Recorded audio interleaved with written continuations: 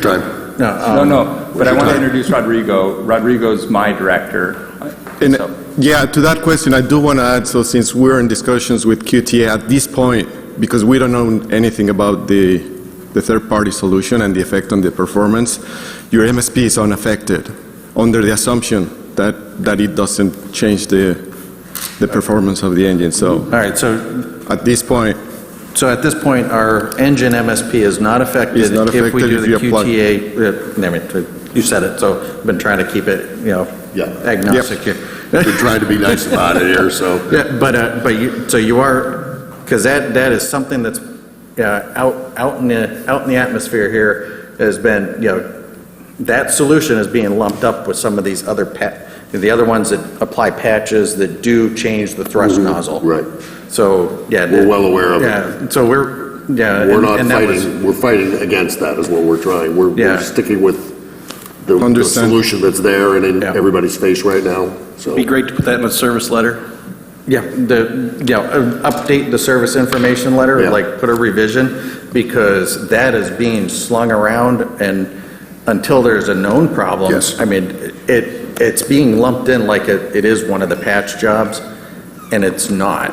It's different, and shame on GKN for letting it come to this, but now the market is providing a solution that, I'm sorry, you guys haven't been able to. Right. Whether or not, if there's a problem with the solution, honestly, it'd be great if you guys could Yeah, validate. validate it and that's at what- least give a that's- no technical objection. Remember, That- yeah. they are a third party, Yep. and we're trying to have that conversation with them so we can get down to the brass tacks. I think, just like on the inlet, we did release a service information letter once we knew what we needed to say, and I think that's what we're trying to figure out today. Yeah, so, the updated guidance for your channel partners needs to be out there, because information's being passed around, that puts this one in with the rest of them, which is, I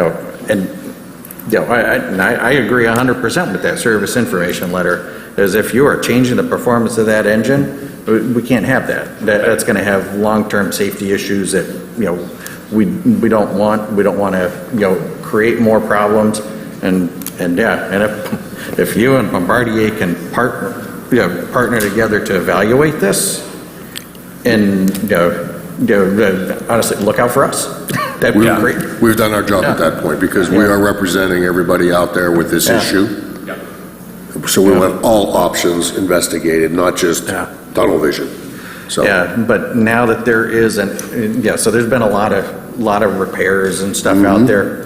This isn't a repair. This is an STC. This is something that, FAA is blessed. I understand there's different certification levels for it, but FAA, EASA, and I'm sure TC is going to be behind them here at some point, but it's rolling. We need relief, and if I have to buy a TR, the cost of this STC is a fraction. It's like you can get a couple of doors for what the STC does.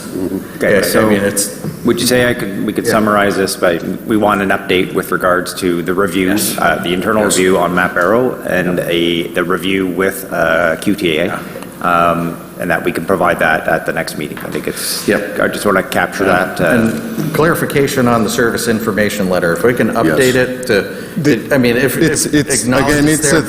Again, it's a third-party modification. All I can tell you at this point, your MSP is not going to be affected until we know more.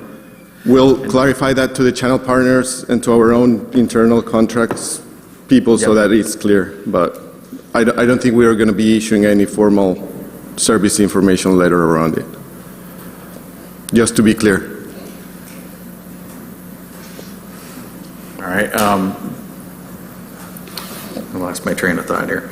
But, and again, we're not looking for an endorsement. It's, Understand? But don't obstruct anything until we know there's a problem. That's kind of the biggest thing that the market's asking for now. that, now it's like, oh, man, my MSP might be affected by this.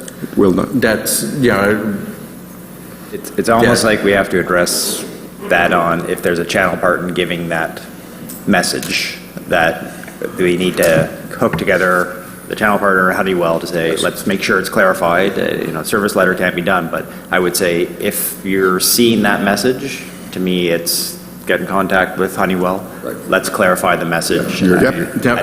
I think you can understand, until the review of it has been done, they can't say yay or nay or. You're not the only OEM affected by this. No, for sure. Yeah, But I mean, we want everybody to be involved, basically. Yeah, it's- Yeah. The best, the more the better at this Yeah. point, Yeah, so.